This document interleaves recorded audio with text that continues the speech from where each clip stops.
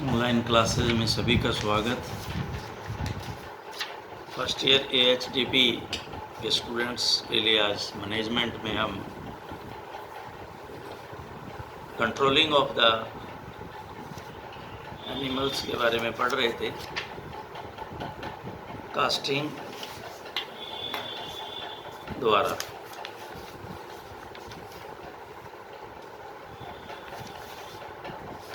तो इस कास्टिंग में हमने ह्यूप्स मेथड पढ़ लिया था, बर्लेस मेथड हो गया था, अल्टरनेटिव मेथड जो था कल मैंने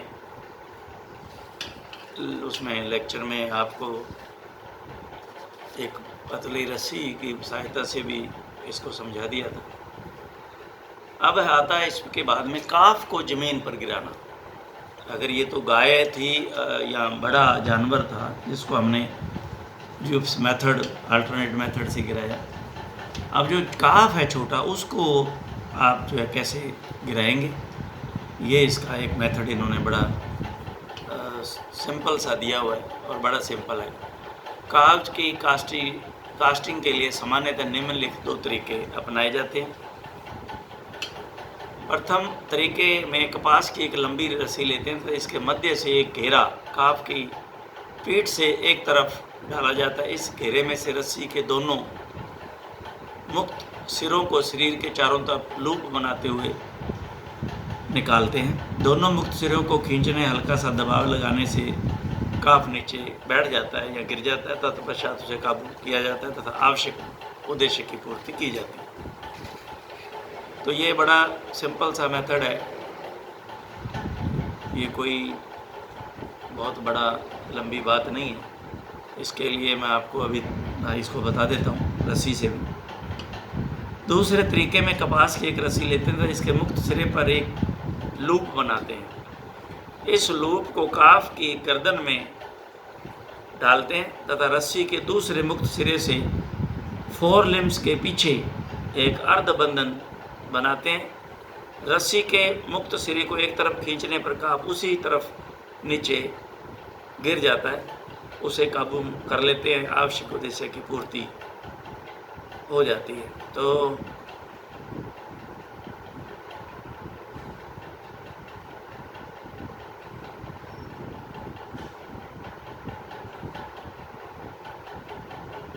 दोनों ही बहुत आसान जो है वो तरीके हैं।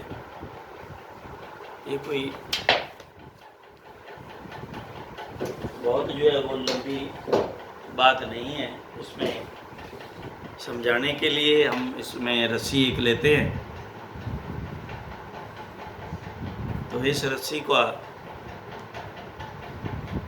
अब आप इसमें देखें, इसको मैंने डबल जो है वो कर लिया हुआ है और डबल करने के बाद में क्या करते हैं, रस्सी को काफ का जो एब्डोमेन है नीचे से यूँ, ये मान लीजिए काफ खड़ा हुआ है और इसके नीचे से इस रस्सी को मैंने यूँ डबल ये इसमें निकाल लिया। उसके पेट पर ये दोनों जो रस्सियाँ पड़ी हुई हैं मेरे पास फ्री सिरे हैं, उनको ये निकाल लिया गया और आगे पीछे इस तरह से करने के बाद में एक रस्सी को आगे और एक को पीछे इस तरह से जो है वो गर्दन उसके अपने कमर पे जो है इसको कस दिया गया और ये जैसे ही ये कसा जाएगा और ये काफ जो है वो बैठ जाए। इन सिरों को दोनों को अलग खींच लेना है पकड़ के, बस ये बैठ जाएगा। सिंपल, कोई इसमें लंबी चौड़ी कहानी नहीं है। दूसरे में एक लूप बनाना है और पहले उसको गर्दन के चारों तरफ, वही कल जैसे मैंने बताया था उसी तरह से गांठ देनी है, ये दे रखी है कल, सेम इसी तरह से पहले इस रस्सी के सिरे पे छोटी गांठ देनी है, फिर एक रस्सी पर जो है एक छोटा सा लूप बनाना है, उस लूप के अंदर इस गांठ को फंसा के इसको खींच देना है। अब ये सरकने वाली गांठ नहीं है, बिना सरकने वाली है। तो इसको तो हमने उसके गर्दन में डाल दिया और गर्दन में डालने के बाद में अब पीछे वाला अगला जो पैर है उसके पीछे से सिंगल एक लूप बनाएंगे, दो नहीं बनाएंगे, सिंगल एक लूप बनाते हुए उसी तरह से जैसे उसके अंदर हमने किया था, इसको क्रॉस करते हुए इस तरह से आप इसको खींच लेंगे। जैसे ये क्रॉस है ना, ऐसे करके और नीचे से इसको खींच लेंगे। कुल मिला के ये है कि ये गर्दन में रहनी चाहिए और उसकी जो कमर है उसके अगले वाले पैर के पिछली साइड में एक लूप बनना चाहिए। जैसे आप उसको खींचोगे बैठ जाएगा जानवर। इसका यूँ समझ लीजिए कि गाय के अंदर या बड़े जानवर में हम 2 लूप बनाते हैं, इसके अंदर हमने रियोफिस मेथड का एक उसके गले में डाल के एक ही बनाना है और उसको खींच देना, उससे बैठ जाएगा जानवर। तो ये हमारे पास दोनों तरीके हमने देखे। भैंस को ज़मीन पर गिराना, कास्टिंग। अब ये एक बड़ा अलग से तरीका है, इसको आपने समझना है। अभी आपको 2 मिनट में इसको मैं समझ, ये जनरली काम में लेते हैं गाँव के अंदर जब हम फील्ड में जाते हैं। भैंस को गिराना अधिकांशतः भैंसों को आसानी से काबू में नहीं किया जा सकता है। इनकी कास्टिंग के लिए एक अन्य विधि काम में लेते हैं। इस विधि में 2 छोटी रस्सियाँ ली जाती हैं। एक रस्सी से दोनों फोरलिम्स के फैटलॉक क्षेत्रों को आपस में बांध देते हैं तथा दूसरी रस्सी के दोनों हाइंड लिम्स के फैटलॉक क्षेत्रों को आपस में बांध देते हैं। इसके पश्चात एक अन्य लंबी व मजबूत रस्सी लेते हैं जिसे फोरलिम के बीच बंधी रस्सी से बांध देते हैं तथा इसके दूसरे मुक्त सिरे को हाइंड लिम्स के बीच में से बंधी रस्सी के चारों तरफ घेरा बनाते हुए पीछे की तरफ ले जाते हैं। अभी मैं समझाता हूँ इसको। रस्सी के इस मुक्त सिरे को पकड़कर पीछे की तरफ खींचा जाता है, जैसे चारों पैर नज़दीक आने लगते हैं तथा भैंस जमीन पर गिर जाती है। भैंस के सिर व पूंछ को नियंत्रण में रखते हैं। आवश्यक उद्देश्य की पूर्ति के लिए पश्चात भैंस को मुक्त कर देते हैं जिससे वह खड़ी हो जाती है। भैंसों को ज़मीन पर गिराते समय इस बात का ध्यान रखना चाहिए जहाँ उन्हें गिराया जा रहा है उस स्थान पर का बिछावन मुलायम हो और अचानक से नहीं गिरे, जिससे उन्हें चोट लगने का खतरा नहीं हो। तो अब आप इसको 2 मिनट में आप समझ लोगे। ये नथिंग, कुछ भी नहीं है ये। अब इसने कहा है, ये बिल्कुल सही कहा है इसने कि आप यहाँ पे इस तरह से दोनों अपनी उंगलियों को यहाँ सामने करो ना। अब आप देखिए, ये मान लीजिए ये दोनों पैर हैं आगे वाले, ये आपको नज़र आ रहे होंगे। ये दोनों आगे वाले पैर हैं भैंस के, और ये यहाँ ये फैटलॉक जॉइंट है जहाँ हम इसको कुछ भाषा के अंदर बोलते हैं कि जूड़ लगा दे। हाँ, जूड़ो लगा दे, जूड़ लगा दे, एक ही बात है। जूड़ लगा दे क्या, तो जूड़ कहाँ लगाते हैं, फैटलॉक जॉइंट पे। तो यहाँ पे क्या करते हैं हम, इसको इस तरह से जो है वो गांठ दे देते हैं। जैसे हम न्याणा लगाते हैं उसी तरह से सेम करने के बाद में ये देखते रहे, और इसको यहाँ हमने ये बांध दिया, ये देखें, सॉरी, ये हमने बांध दिया इसको। तो ये ध्यान रहे, ये हमने आगे उधर नजर आ रहा है, आगे वाले पैरों को इस तरह से हमने यहाँ गांठ दे दी। ये आसान नहीं है लेकिन वो आराम से नहीं करवाती।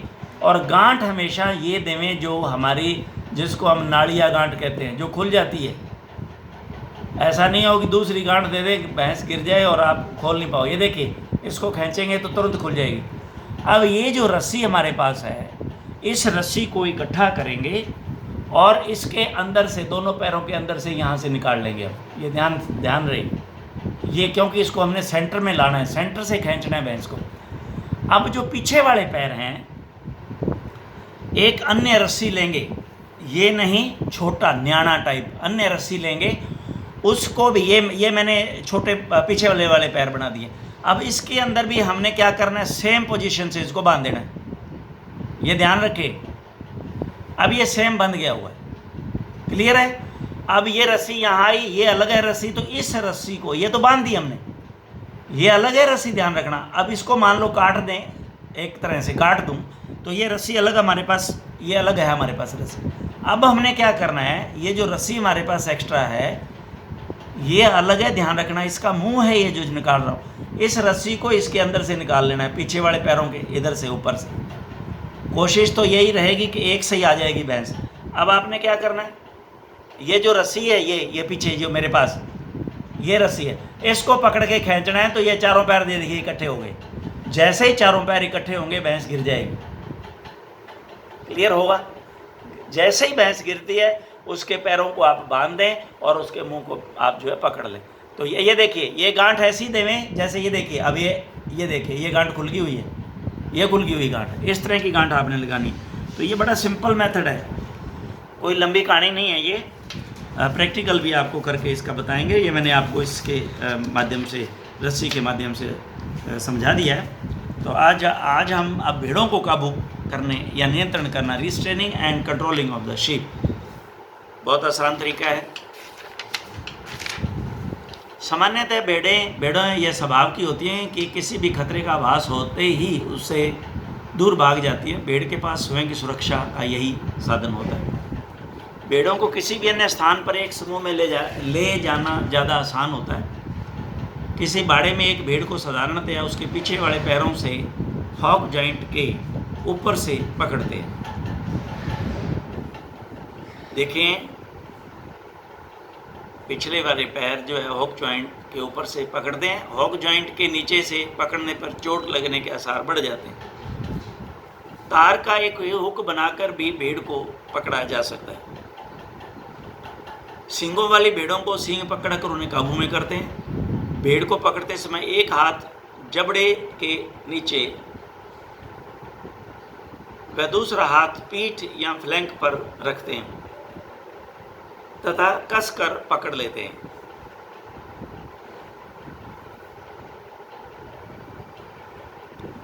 भेड़ों को किसी अन्य उद्देश्य की पूर्ति है, तो जैसे ड्रेंचिंग आदि अगर बैठाना पड़े तो उसे रंप वाले क्षेत्र के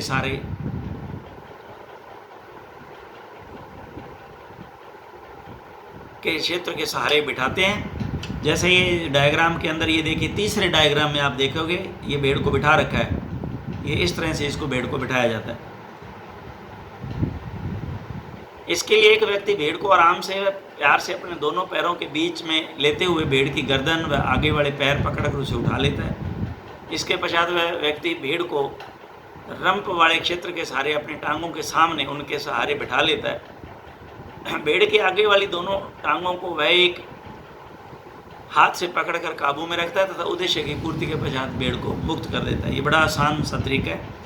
ये जैसे डायग्राम में दिखा रखा है ऐसा ही है, ये कोई ज़्यादा वो नहीं है, इससे ही समझ आ जाता है। देखिए कैसे हाथ कैसे काबू करते हैं, कैसे उसको उठाते हैं, कैसे उसको बिठाते हैं। तीनों डायग्राम दिखा रखे हैं। बकरियों को काबू करना नियंत्रण करना। बकरियों को एक साथ घेरना व नियंत्रण में रखना आसान नहीं होता, क्योंकि ये भी किसी खतरे का आभास होते ही उससे दूर भागती हैं। इन्हें गर्दन से बांधकर नियंत्रण में रखने के लिए कपास की रस्सी, लोहे की चैन या चमड़े के पट्टे काम में लिए जाते हैं। इन्हें थोड़े समय के लिए पैर या सींग पकड़ कर भी काबू कर सकते हैं।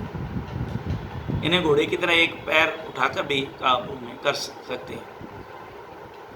बकरी को गिराने के लिए एक हाथ से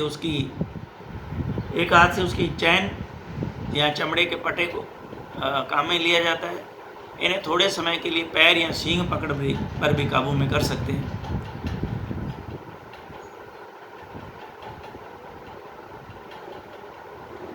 तो एक हाथ से चैन को हमने पकड़ा, सींग या कान तथा दूसरे हाथ से पीछे वाले पैर या पूंछ पकड़ते हैं तथा इन पर दबाव लगाकर बकरी को आराम से एक तरफ जमीन पर गिरा लेते हैं। एक हाथ से बकरी के सिर को दबाकर रखते हैं तथा दूसरे हाथ में हाइंड लिम्स पकड़ी जा सकती है। इसके पश्चात उद्देश्य की पूर्ति करते हैं व अंत में बकरी को मुक्त कर देते हैं, जिससे वह खड़ी हो जाती है। इसमें बड़ा ही आसान सा तरीका है। ये कोई आम अपने घरों में काम में लेते हैं, कोई लंबी कहानी नहीं है। इसके लिए मैं आपको बता देता हूँ कि क्या करना है।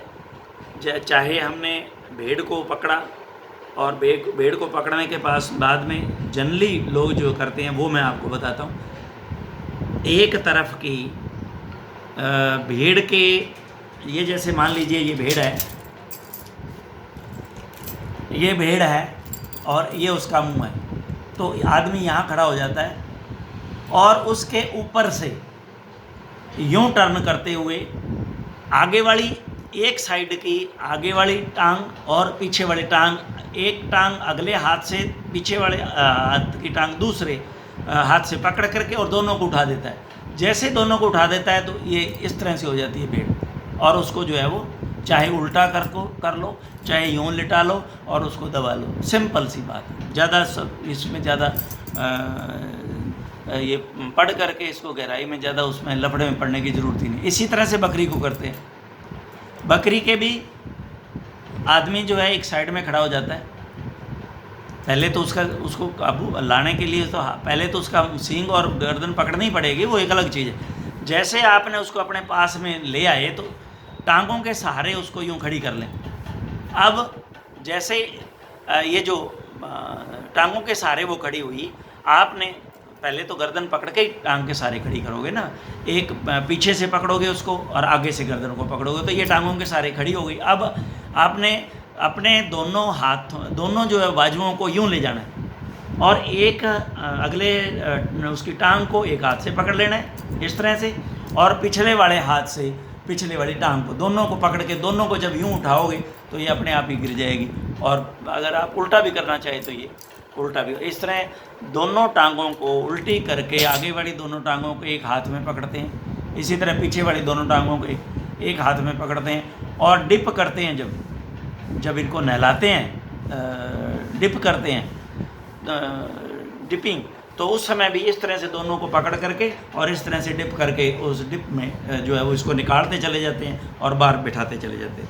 तो ये एक सिंपल से मेथड है, कुछ ज़्यादा इसमें गहराई वाली बात इतनी नहीं है, कोई ख़ास सिंपल सी बात है। आपके सिंपल ध्यान में रहनी चाहिए, आप सिंपल तरीके से भी लिख सकते हो, कोई इसमें लफड़ा नहीं है। अब जो विशेष आती है कंट्रोलिंग, वो आती है घोड़े की।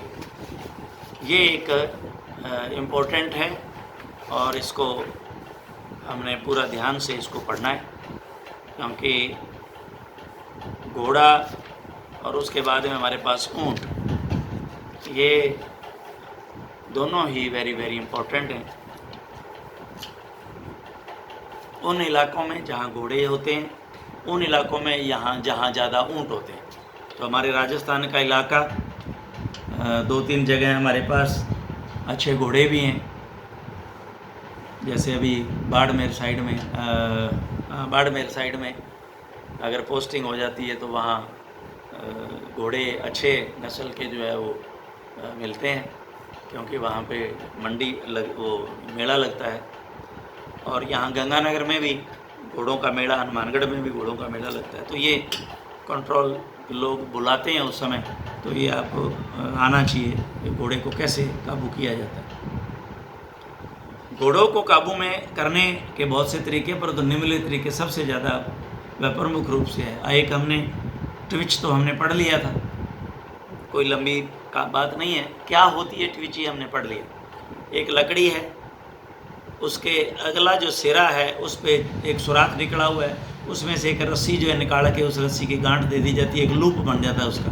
उस लूप को चाहे ऊपर वाले होठों चाहे नीचे वाले होठों, उस होठ में लगा करके, जैसे यहाँ ये दिखा भी रहे हैं, उसको लगाते कैसे, तो लगाने के लिए क्या करना चाहिए, ये जैसे मान लीजिए लूप है, पहले ही बता देता हूँ आपको, ये लूप है, इधर जो है वो लकड़ी लगी हुई है, ये लूप है। तो आप इस लूप को यूं अपने हाथ पे रख लें, यूं, और यूं करते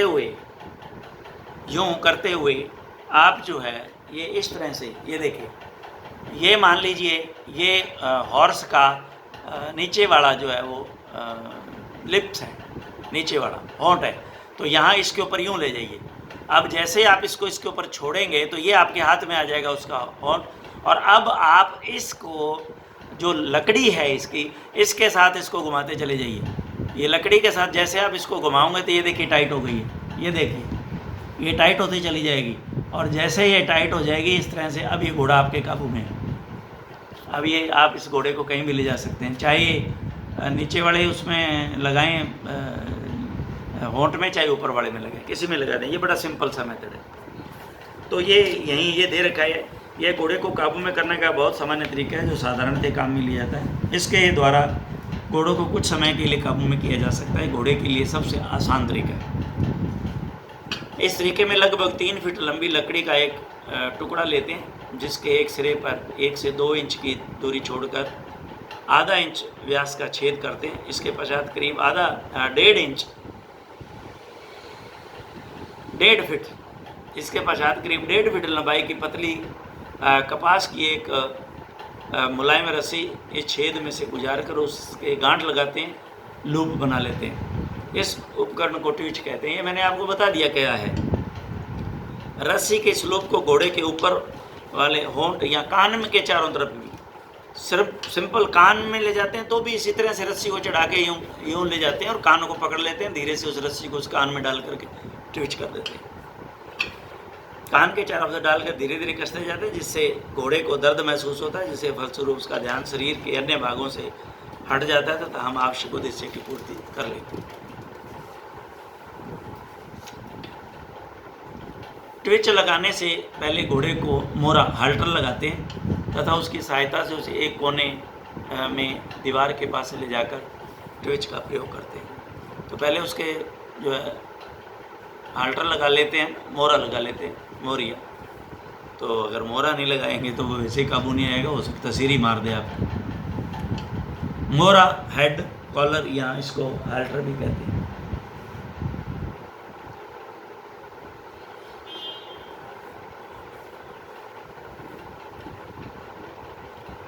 हाल्टर 10 से 12 फीट लंबी कपास की रस्सी या चमड़े के पट्टों से बनाई जा सकती है। इसमें नोज पीस, चिक पीस एंड पोल पीस, ये अलग अलग हो गए 3। नोज पीस अलग है, चिक पीस अलग है और पोल पीस अलग है। तो ये मैं आपको ऐसे बता ही दूँ अभी इसमें, क्योंकि ये समझ में आ जाएगा, अदरवाइज पता ही नहीं चलेगा। ये देखिए, ये मोरिया है, उसका हाल्टर है। ये इसका नोज पीस है, ये देखिए नाक पे है, ये नोज है, पीस है। ये इसका, ये देखिए ये चीक पीस है इतना, ये। और ये जो इसके ये पोल है, ये पोल के पीछे ये जो लगाया जा रहा है, ये पोल पीस है इसका। तो ये इसके 3 पीस बनते हैं, एक नोज पीस हो गया, चीक पीस हो गया और ये जो है पोल पीस हो गया। तो ये कह रहा है कि इसके 3 जो है भाग होते हैं। हाल्टर स्थायी व अस्थायी प्रकार की हो सकती है, अर्थात यहाँ तो इसे बनाकर स्थायी रूप से रख लेते हैं, यहाँ इसे जब ज़रूरत हो तब बनाया जा सकता है। यह फिक्स्ड या एडजस्टेबल भी हो सकती है, अर्थात यहाँ तो इसकी लंबाई चौड़ाई बदली नहीं जा सकती, यहाँ घोड़े के अनुसार घटाई बढ़ाई जा सकती है, दोनों ही बातें।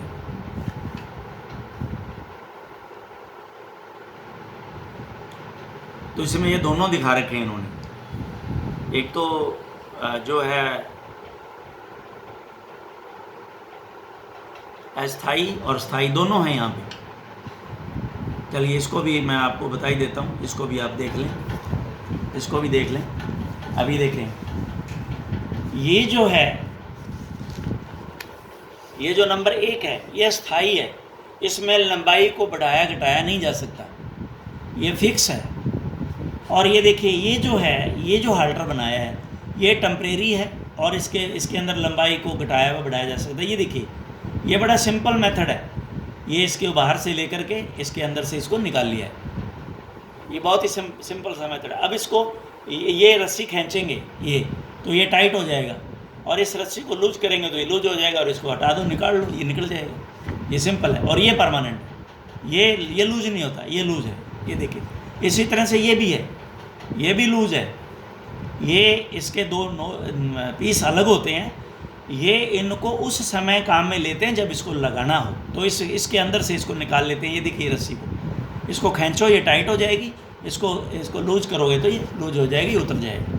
तो ये इस तरह से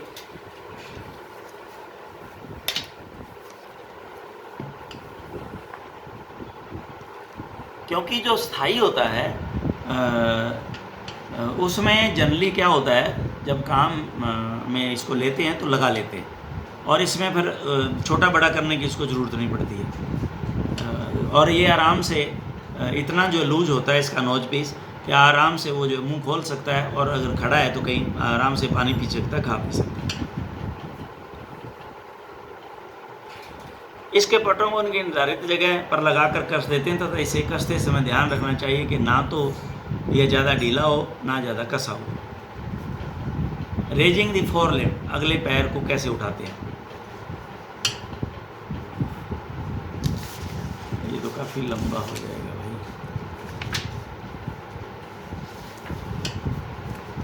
एक लेक्चर में चलो नहीं आएगा, 2 कर लेंगे। चलिए आज के लिए इतना ही सफिशिएंट है। Thank you very much.